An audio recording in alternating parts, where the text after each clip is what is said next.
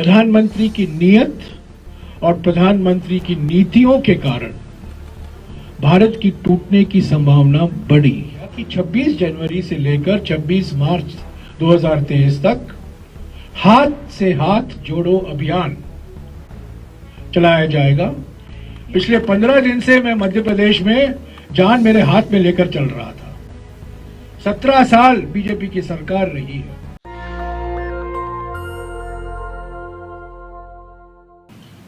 भारत जोड़ो यात्रा किसी एक व्यक्ति की यात्रा नहीं है, ये एक सामूहिक प्रयास है। संगठन को मजबूत करने के लिए, भारतीय राजनीति को एक नई दिशा देने के लिए और जो हमारे देश के सामने चुनौतियां हैं उससे मुकाबला करने के लिए। सवाल बार बार किया जाता है, भारत टूट नहीं रहा है, कांग्रेस पार्टी ने क्यों भारत जोड़ो यात्रा निकाला 7 सितंबर 2022 से। 3 मुद्दे हैं, 3 चुनौतियां हैं। प्रधानमंत्री की नीयत और प्रधानमंत्री की नीतियों के कारण भारत की टूटने की संभावना बढ़ी। आर्थिक विषमताएं बढ़ रही हैं, महंगाई, बेरोजगारी, जीएसटी, हम दो हमारे दो की नीतियां, विषमताएं बढ़ रही हैं। इससे हम कमजोर हो रहे हैं और भारत की टूटने की संभावना बढ़ रही है। संभावना, खतरा है। दूसरा चुनौती है सामाजिक ध्रुवीकरण। सामाजिक ध्रुवीकरण को जानबूझकर चुनावी फायदे के लिए प्रोत्साहन दिया जा रहा है। धर्म के नाम पर, भाषा के नाम पर, जाति के नाम पर, प्रांत के नाम पर विभाजनकारी विचारधारा बहुत सक्रिय है। इससे भी खतरा है भारत को। और तीसरी बात, राजनीतिक तानाशाही हकीकत बन गई है और इस राजनीतिक तानाशाही का नतीजा है वन नेशन वन मैन। एक ही व्यक्ति पर सारे राजनीतिक अधिकार हैं। संविधान का नजरअंदाज किया जा रहा है और संवैधानिक संस्थाओं को कमजोर किया जा रहा है। तो इन 3 खतरों के खिलाफ हमारी आवाज उठाने के लिए, कांग्रेस पार्टी की आवाज उठाने के लिए ये भारत जोड़ो यात्रा निकाला गया है। राहुल गांधी जी मुख्य यात्री हैं और देश की निगाहें उन पर हैं, पर 120 अभी 135 भारत यात्री भी हैं और भी सेवा दल के कार्यकर्ता हैं। बहुत लोग, करीब 200-250 लोग चलते हैं राहुल जी के साथ। तो एक सामूहिक प्रयास है और इसका असर, प्रत्यक्ष असर, पहला असर कांग्रेस संगठन पर पड़ रहा है। अभी तक हम 7 राज्यों से गुजरे हैं, ये 8वां राज्य है और सभी राज्यों में कांग्रेस संगठन, खास तौर से युवा पीढ़ी, एक नई जान आई है, नई जोश आई है। ये हमारी संगठन के लिए संजीवनी के माफिक है। इसके अलावा जो सवाल पूछे जाते हैं, क्या इसका असर चुनाव पर पड़ेगा? 2023 राजस्थान में चुनाव होने वाले हैं, 2024 को लोकसभा में चुनाव होने वाले हैं।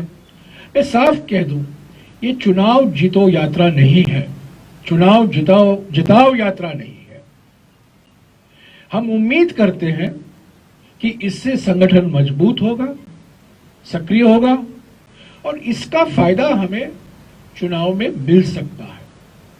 26 जनवरी 2023 से भारत जोड़ो यात्रा का दूसरा चरण शुरू होगा।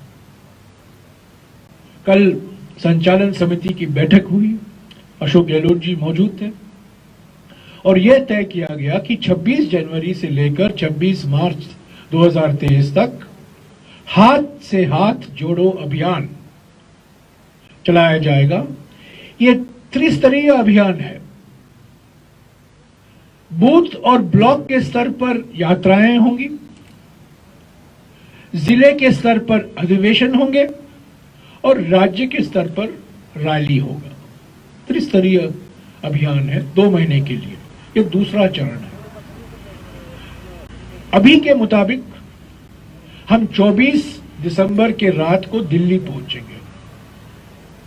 वहां करीब 4 दिन हम रुकेंगे, क्योंकि हमारा जो कंटेनर है उसका मेंटेनेंस होना जरूरी है। आज सुबह मेरे कंटेनर में नल काम नहीं कर रहा था, किसी कंटेनर में बिजली का कनेक्शन चला गया है। ये सब छोटी छोटी चीजें रिपेयर करने की जरूरत है। करीब 3-4 दिन लगेंगे, उसके बाद फिर से हम शुरू करेंगे। और ये मानकर चल रहे हैं कि 26 जनवरी के पहले श्रीनगर में राहुल जी और भारत यात्री जो हैं वो तिरंगा फहराएंगे। 26 जनवरी तक इस चरण खत्म होने की उम्मीद है।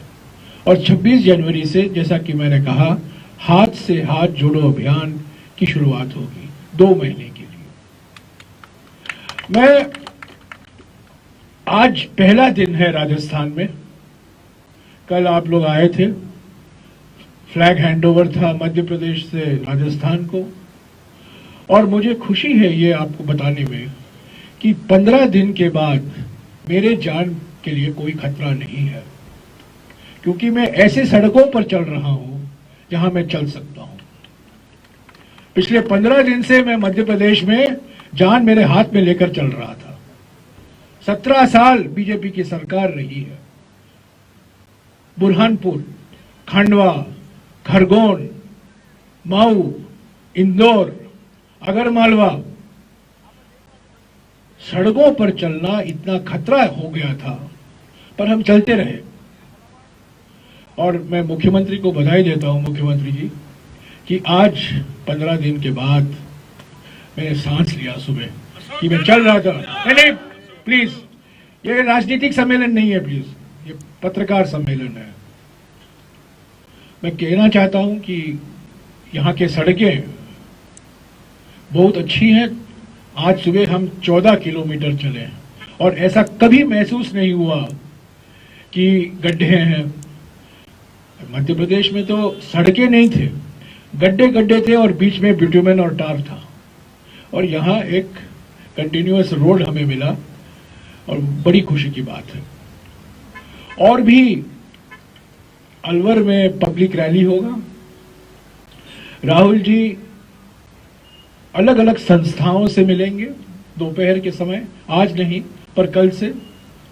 महिला के समूह, युवा समूह, दलित, ओबीसी, आदिवासी समाज के समूह, अलग अलग समूहों के साथ वो मिलेंगे। बुनकर, किसान, खेत मजदूर, जैसा कि मिलते आ रहे हैं कन्याकुमारी से, तमिलनाडु से। नेशनल दस्तक की आपसे गुजारिश है कि अगर इसको बचाना चाहते हैं तो नेशनल दस्तक को सब्सक्राइब करने के लिए रेड कलर के सब्सक्राइब बटन को दबाएं, फिर बेल आइकन की घंटी दबाएं। नेशनल दस्तक को बचाने के लिए बहुत जरूरी है कि हर खबर को शेयर करें, लाइक करें, कमेंट जरूर करें।